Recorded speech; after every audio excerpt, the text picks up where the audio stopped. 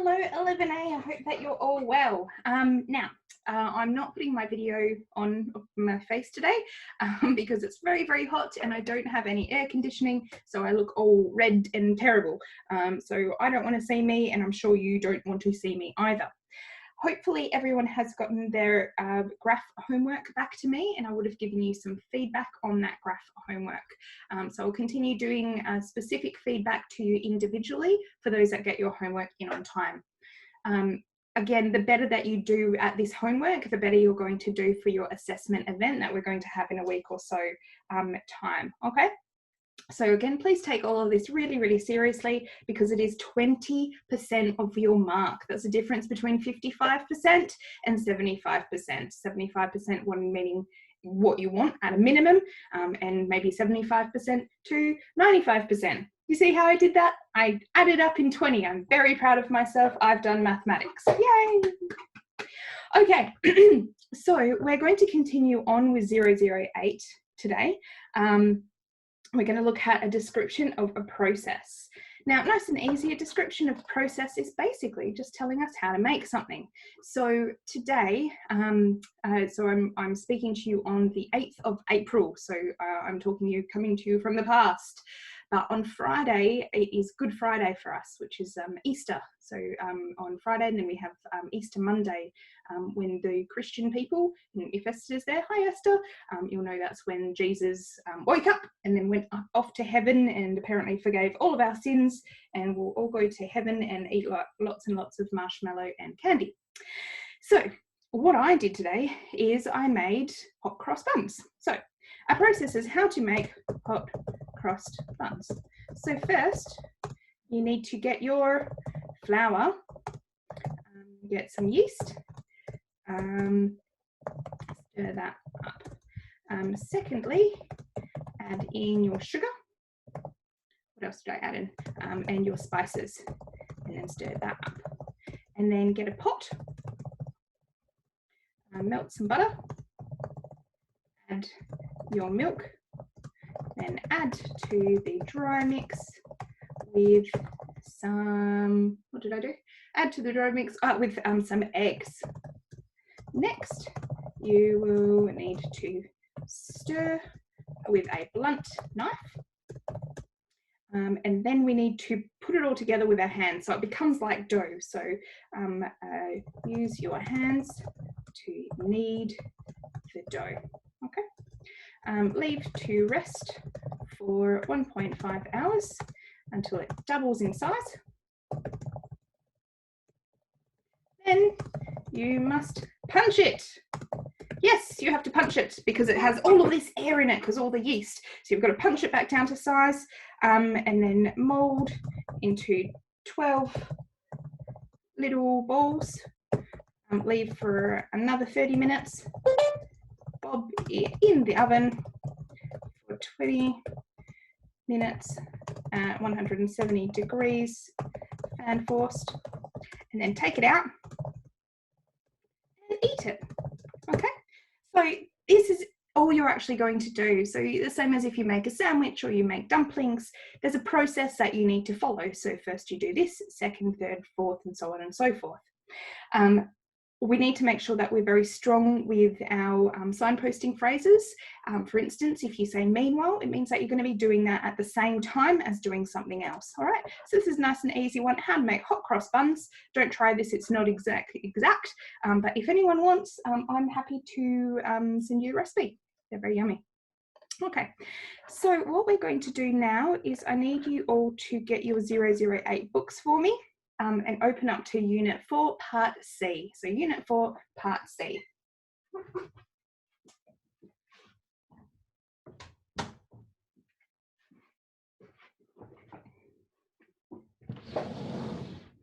Okay.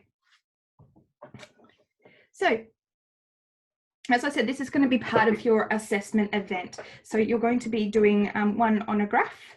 And then you're going to be doing one on a process. And as I said, I will give you the vocabulary words to learn for the process later this week.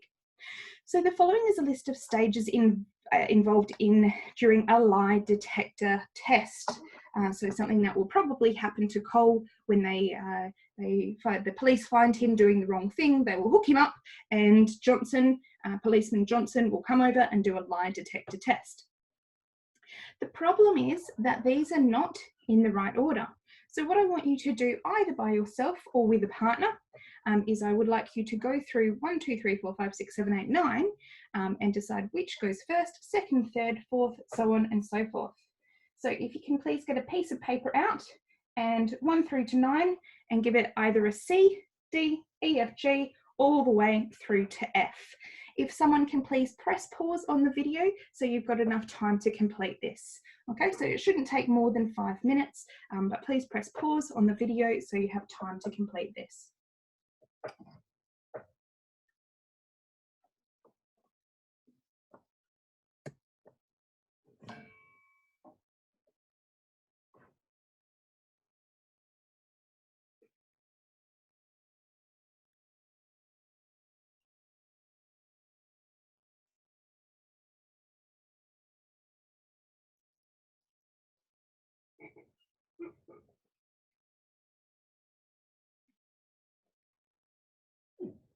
Okay, so we'll go through the answers now.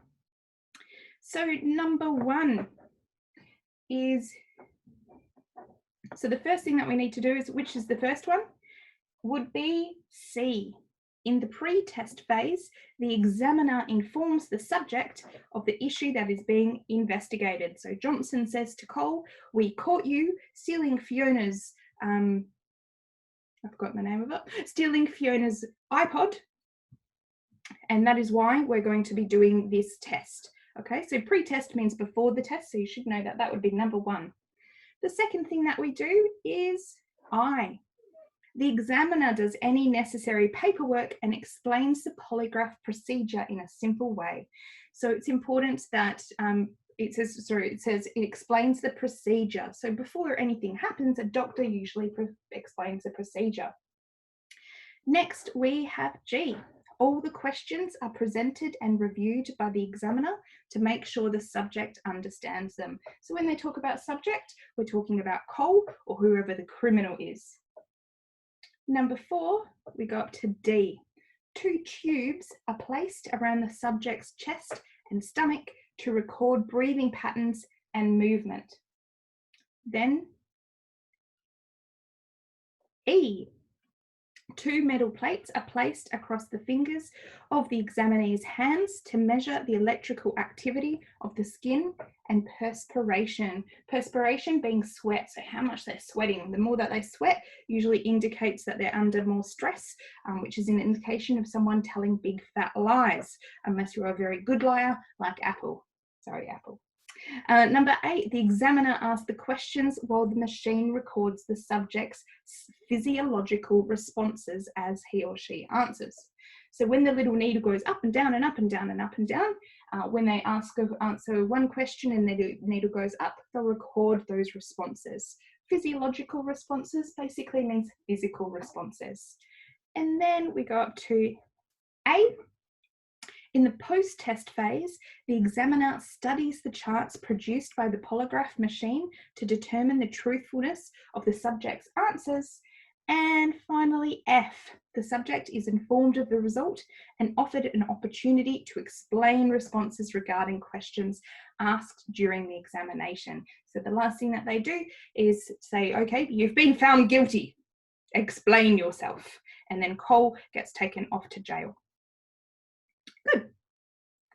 Okay, so we're going to read the following description of the procedure for a lie detector test. Actually, we don't need to.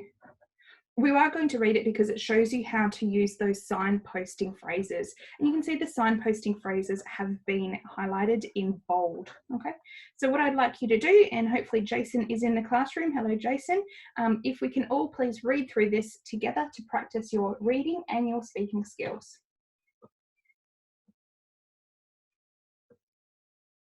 A lie detector or polygraph test usually lasts about 1.5 hours and takes place in 3 different phases: the pre-test, in-test, and post-test phases.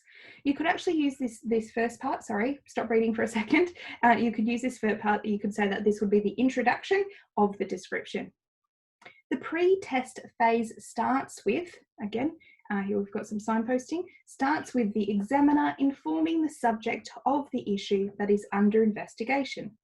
Next, any necessary paperwork is done by the examiner and the polygraph procedure is explained in a simple way. After that, all the questions are presented and reviewed to make sure the subject understands them. Next is the in-test phase, which begins with the placement of various sensors on the subject's body to connect him or her to the polygraph machine. First of all, 2 tubes are placed around the subject's chest and stomach to record breathing patterns and movement. Secondly, 2 metal plates are put across the fingers of one of the subject's hands, where the electrical activity of the skin and perspiration are measured. Finally, when the examiner asks the questions while the machine gathers data by recording the subject's physiological responses as he or she answers. Lastly, in the post-test phase, the examiner determines the truthfulness of the subject by studying the charts from the polygraph machine. To finish, the subject is informed of the results and offered an opportunity to explain responses regarding questions asked during the examination. Okay, so they've taken this information and then put it into a nice specific, put it into a nice specific description. And again, that's what you're going to be doing. Now, if we look at language focus, so in that text, you saw that some of the words were bold. So they have a special function. So it tells you a little bit more of the information about the rest of the sentence. I want you to see if you can match up which of these go with which of these. Okay, so 1, 2, 3, 4, A, B, C, and D. Once you've done that, I would like you to look at all of the bold letters, so bold words, and put them into the table, into the appropriate column. Okay, so I'll get you to do those 1, 2 first. Again, if someone can please pause the video until you've completed this section, and then we'll continue on.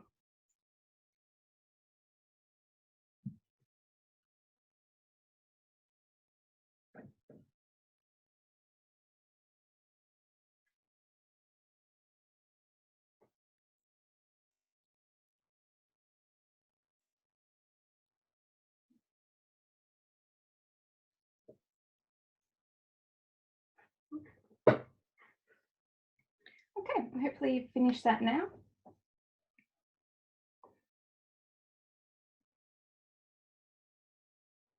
Let's go through the answers. So, 1, first of all, 2 tubes are, talks about ordering, because you're putting things first, second, third, or fourth would fall into ordering. Where the electrical activity is D, into method. So this is the method, so what we actually do, what we need to do. Goes over all the questions to make, and that is A, the purpose. So why are we doing it? And of the subject by studying is C. No, it's not. Yes, it is C, the method. Hang on, I've got that wrong.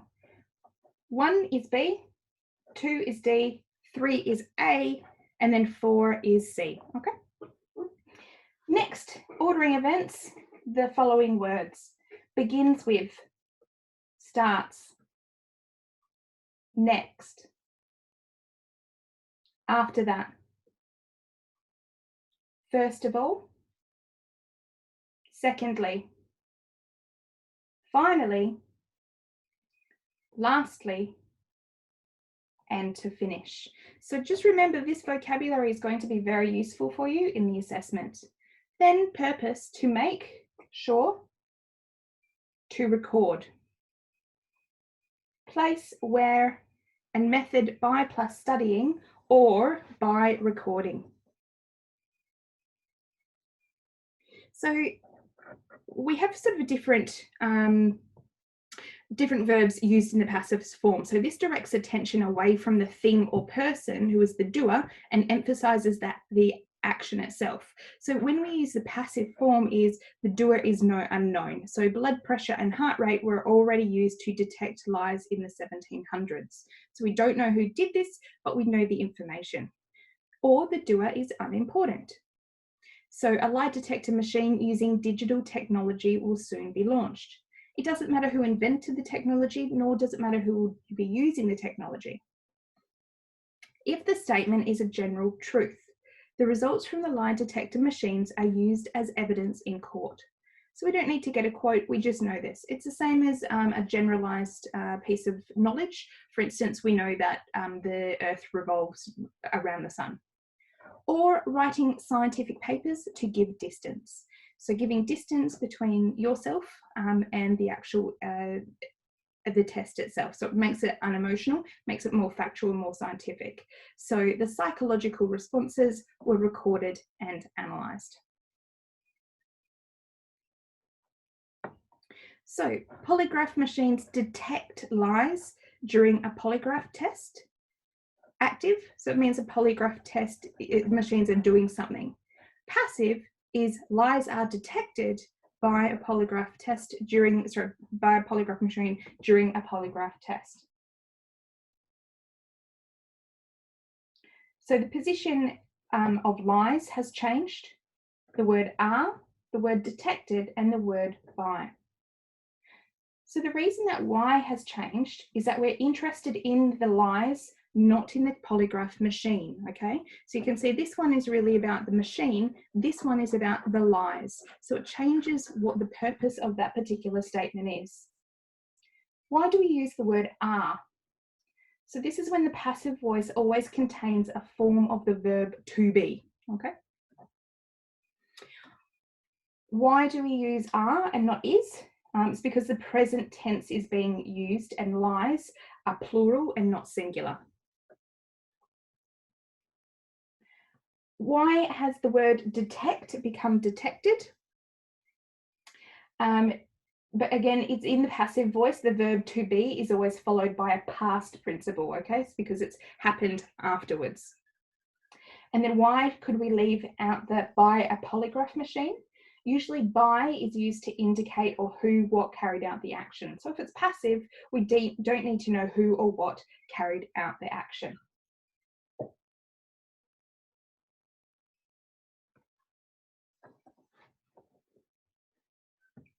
Okay, so let's carry on to gap fill. All right, so how ice cream is made. So below is a description of how ice cream is made in an ice cream factory. I want you to complete the gaps using the verbs and making sure that you put them into their correct form.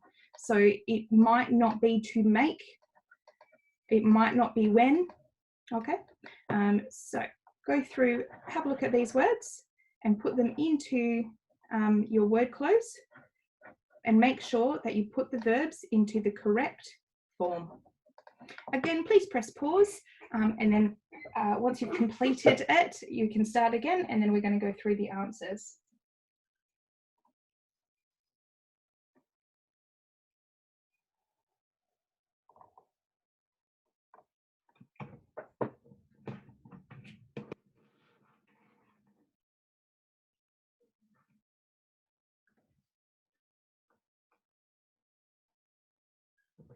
Okay, so let's go through the answers.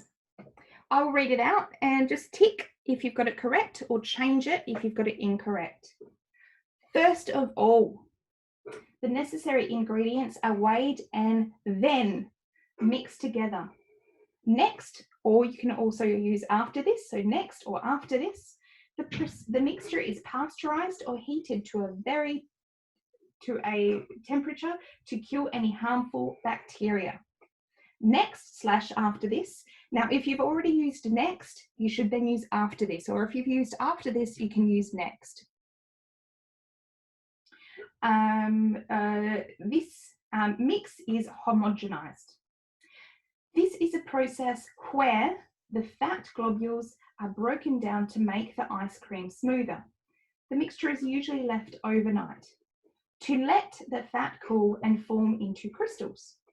As soon as this is done, any flavors or colors are added. When this step is done, the mix is pumped through a special freezer, which both freezes part of the water in the ice cream by whipping it into the air at the same time. Adding air which makes up about half the volume of ice cream, prevents the ice cream from becoming like a frozen ice cubes. Before the mixture is fully frozen, fruits, nuts, sweets, or cookies are added. Lastly, the ice cream is packaged and put into a blast freezer at minus 30 degrees to 40 degrees Celsius, where most of the water in the ice cream is frozen to make it harder. Okay, so hopefully you got those right. So these are two examples of what you're going to be doing in your assessment. So you've got the lie detector test, as well as information about the ice cream. What you're going to be doing for the rest of this class